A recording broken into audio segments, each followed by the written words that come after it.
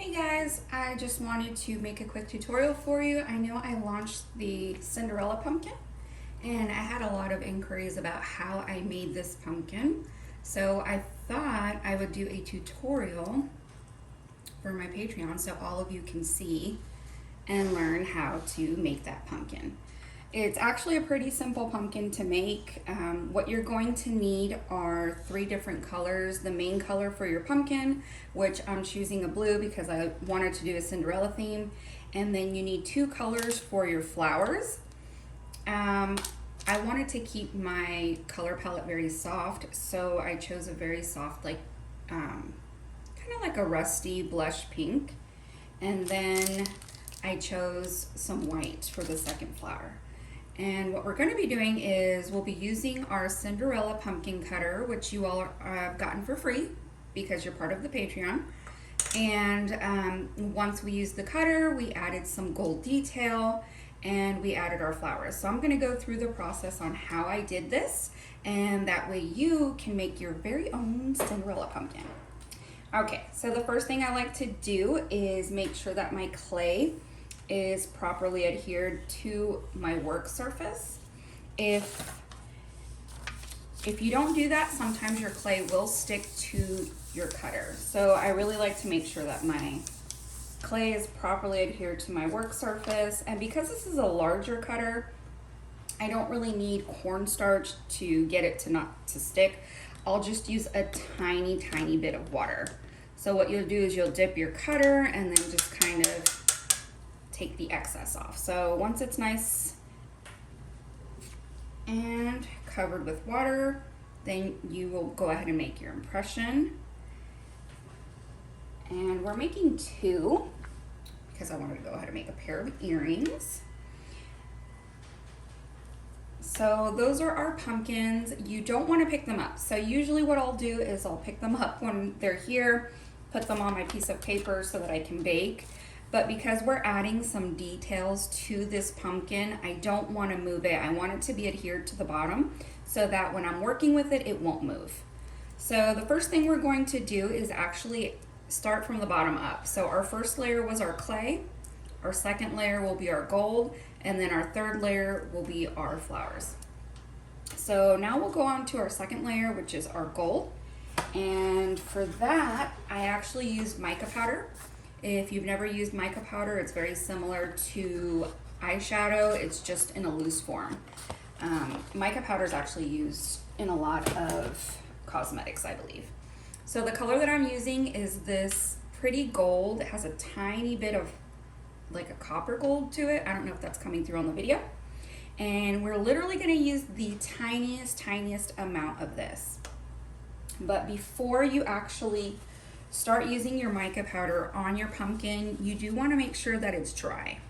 If there's any water on there, on your pumpkin, the mica powder won't stick to your pumpkin. It'll actually just slip and slide around. So I'm just going to speed up this process by dabbing a paper towel on it instead of waiting for it to dry. So once your pumpkin is nice and dry, we will need a fine tip brush.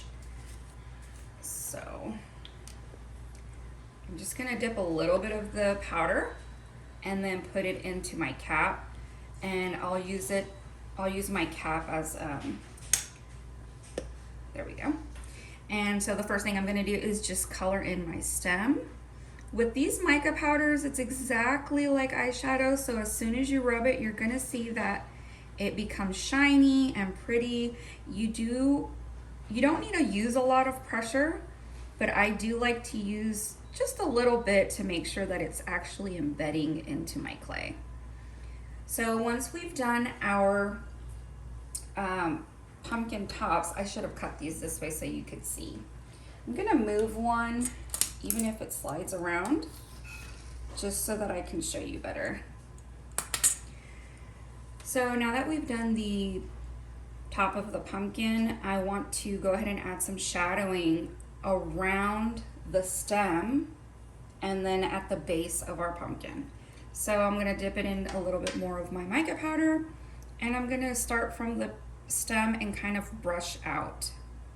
This is all we're doing. When you're first starting with these mica powders, less is more. It's really easy to drop a huge glob and just have it kind of go everywhere. It's very similar to glitter, which can just explode everywhere. So you do want to tap off the excess, make sure that it's not falling off of your brush, and then just work and blend it out. So as you can see, I put a little bit more towards the top, and then I'm just kind of dragging it and blending it out.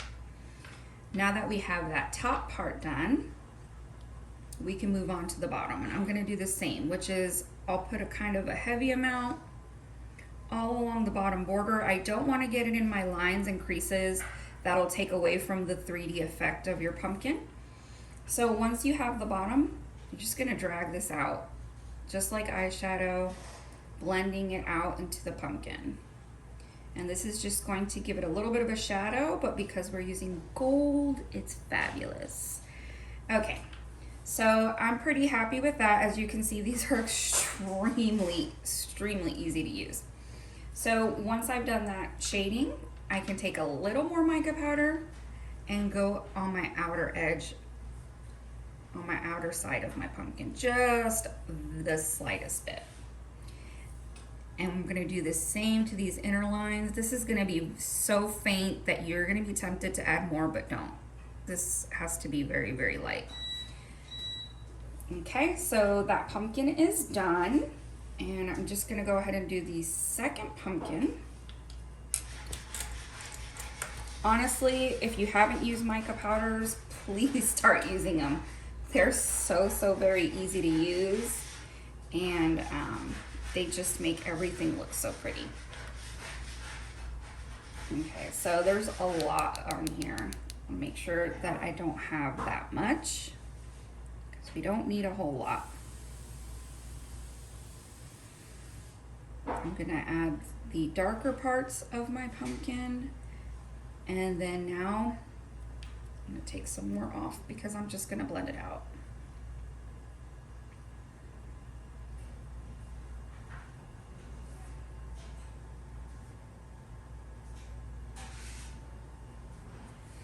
Okay. Now that we have that nice and blended, we're going to add a little bit to the outer edge on both sides. And then we're just gonna add a little bit on the inside, on the edges of the inside. Okay, and that's it. That's how we shade our pumpkin. Now the next step is to add our flowers. What I did for my flowers is I bought a set of flower molds from Amazon. I think it was about $6, and I got, I think, 5 of these different molds. The ones that I used for this pumpkin was a tiny rose, and this looks like a little daisy, maybe hibiscus, and a tiny little flower. And as you can see, I think you can see it better on this one, the rose is actually kind of on top of our white flower. So that means we're gonna put our white flower on first. I'm just gonna take some of this mica powder off because it will get everywhere. And then I'm just gonna use the tiniest bit of white. Make sure my mold doesn't have any dust in it. Okay. When you're using these flower molds, since our fingers are so squishy, you won't get the best imprint because our fingers are so soft.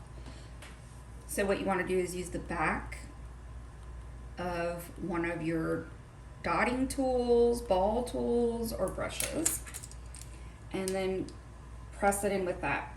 And your impression for your flower will come out so much nicer.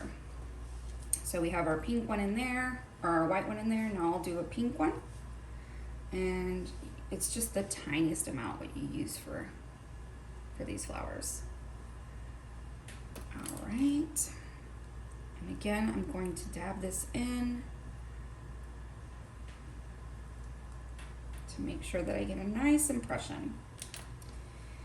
Now, whenever we have a pretty little flower impression like this, we don't want to smash it into our clay to get it to stick because that's going to distort your flower. It won't look like a flower anymore. I want my flour to not fall. So I want my flour to keep looking like a flour and not have to press it into my clay. So what I'm going to do is just add the smallest amount of Bacon Bond. This stuff is amazing. It's clay glue. And now for our placement, we're actually gonna put our first flour just above our gold. I guess this one you can see better. The gold at the bottom, we want it to continue to show. So we're gonna put our flour just above that, which means I'll put a tiny little dab of glue here.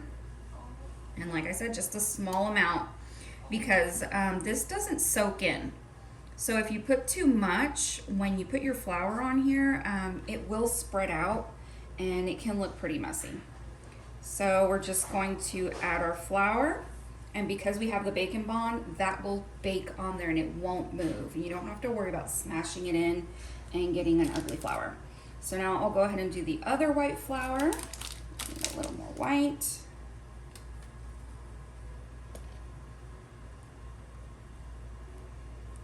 I love using molds. No, I haven't really announced this yet, but I will be adding molds to my shop. I'm working on the sculpting of the miniatures so that I can cast them into molds. Okay, so now we have the second flour, and we're just gonna place that one roughly in the same spot.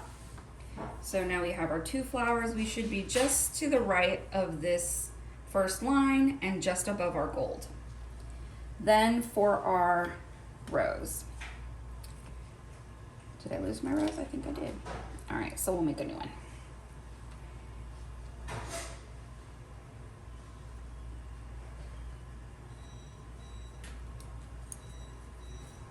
Okay.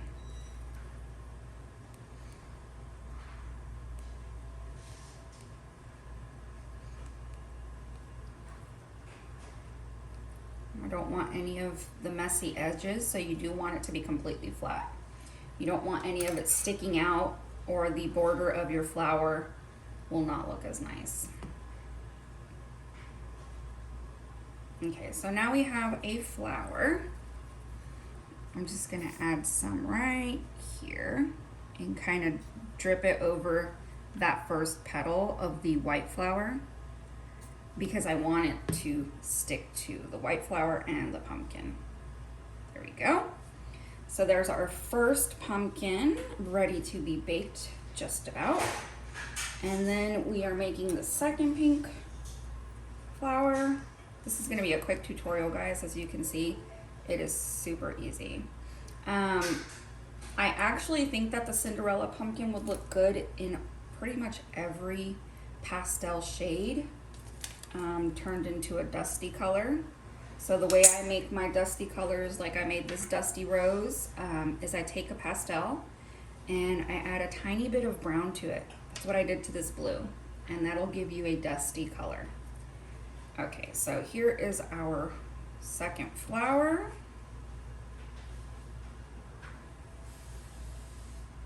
There we go. Now, the very last step for this is to add a little tiny bit of detail to the center of our white flower. And because we're using so much gold, I'm going to use gold. We're just gonna add a little tiny bit to give it an accent. And then you can brush some along the edges of your petals. Okay, and now these are ready to be baked. So I'll pop these in the oven.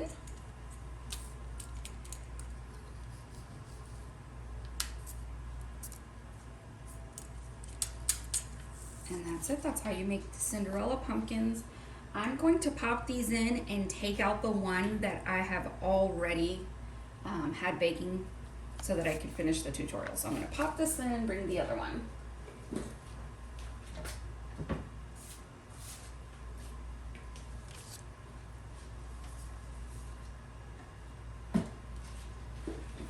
Okay, so while those bake, here's this one. It's nice and warm. So I'm gonna put it in some water just to help it cool off.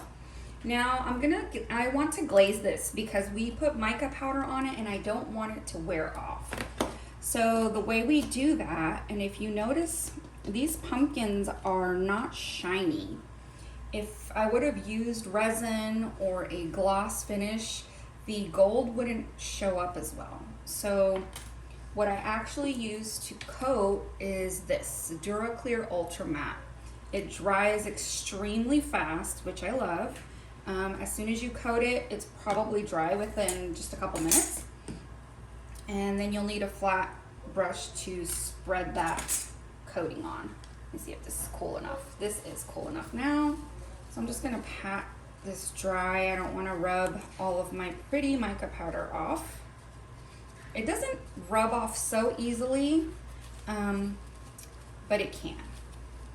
So here's the one that I made just before I started filming so that it would be ready when I started making this video.